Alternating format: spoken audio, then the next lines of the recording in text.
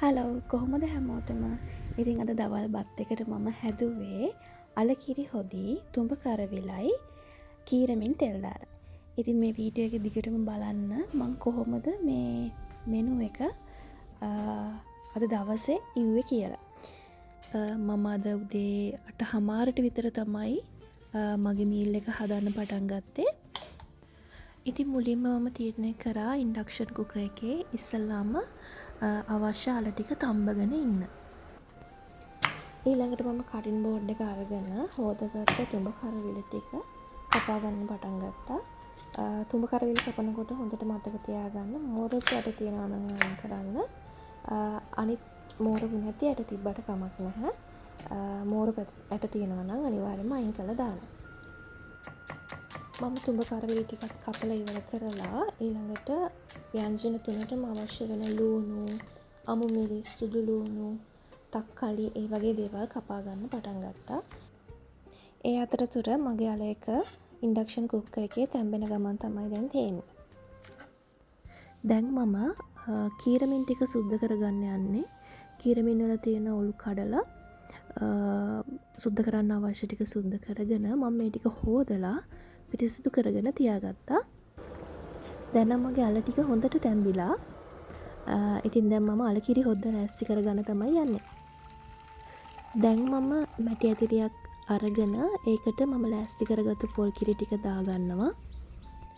දැන් මම මේ කිරි එකටම ලූණු, අමු මිරිස්, උළු හාල්, 3-5 කුඩු කහ කුඩු, ඊළඟට මිරිස් කුඩු හරිම පොඩ්ඩක්, කුරුඳු පොත්තකුත් දාලා රස ගානට ලුණු ටිකකුත් දාලා මම මේක චුට්ටක් කලවම් කරගෙන මේක මුලින්ම මම ලිපේ තියාගෙන චුට්ටක් බොයිල් කරගන්නවා.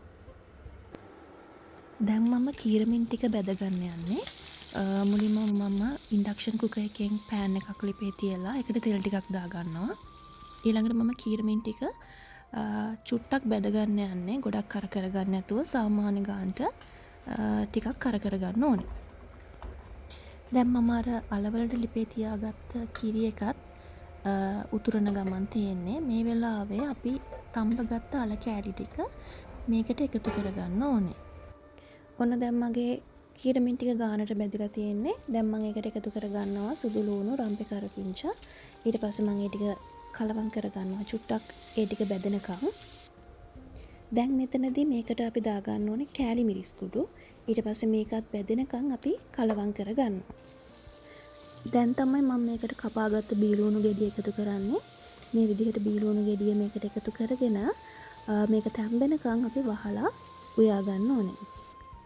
ඒ අතරේ මම තව පොඩි වැඩක් කරනවා. මම අර තම්බගත්ත අල කෑලි දෙකක් විතර අරගෙන මම මේ දෙක හොඳට පොඩි කරගන්නවා.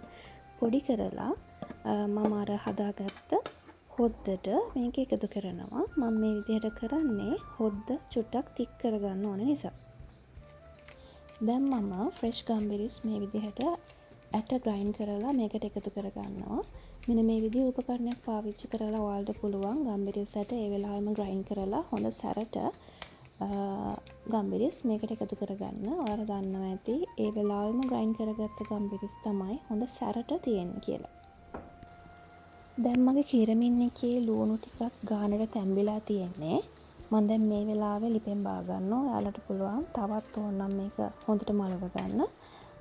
මේක තමයි මම කැමති ගාන. ඒක නිසා මම මේ වෙලාවේදී මේක බා ගන්නවා.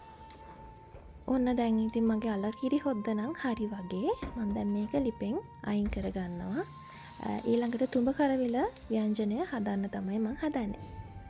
මැටි ඇතිරි රත් වුණාට පස්සේ මම මේකට තෙල් ටිකක් දාලා ඒකට මම දා ගන්නවා සූදුරු, උළු හාල්, සුදු ලූණු, රම්පේ කරපිංචා, ඒ වගේම ලූණු එකතු කරලා මේක චුට්ටක් ටෙම්පරාදු කරගන්නවා. ඊළඟට තමයි මම අර කපාගත්ත තුඹ කරවිල කෑලි ටික මේකට එකතු කරන්නේ. ඊළඟට මම මේකට සියමලා කෑල්ලක් දාගන්නවා. ඔයාලට අවශ්‍ය නම් තක්කලි දාගන්නත් පුළුවන්.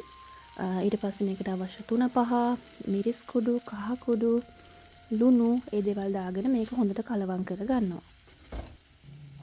දැන් මේ තුඹ කරවිල වැහෙන ප්‍රමාණයට වගේ පොල් කිරි දාලා මම මේක හිඳෙනකල් ලිපේ තියාගන්නවා.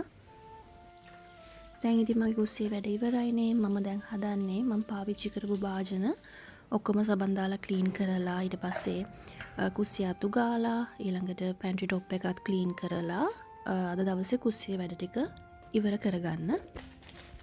මම පාවිච්චි කරපු 3-5 භාජන ඊට පස්සේ ලුණු බෝතල් අන්න ඒ වගේ දේවලුත් අදාළ තැන් වලින් තියාගත්තා.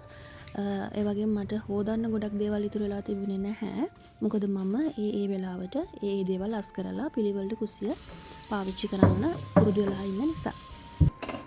තුඹ කරවිල එකත් දැන් හිඳීගෙන එන්නේ. තව චුට්ටක් මේක හිඳෙනකන් වහලා තියාගන්න ඕනේ. ඔන්න දැන් ඔක්කොම වැඩ ඉවරයි. මේ විදිහට තමයි මගේ තුඹ කරවිල එක හිඳිලා ගානට ඉදිලා තියෙන්නේ. ඔන්න මේ තුන නම් හරිම රහට තිබ්බා. ඔයාලත් මේ කම්බිනේෂන් එක try කරලා බලන්න. නොදන්න දෙයක් තියෙනවා නම් ඉගෙන ගන්න මටත් කමෙන්ට් එකක් දාන්න. bye.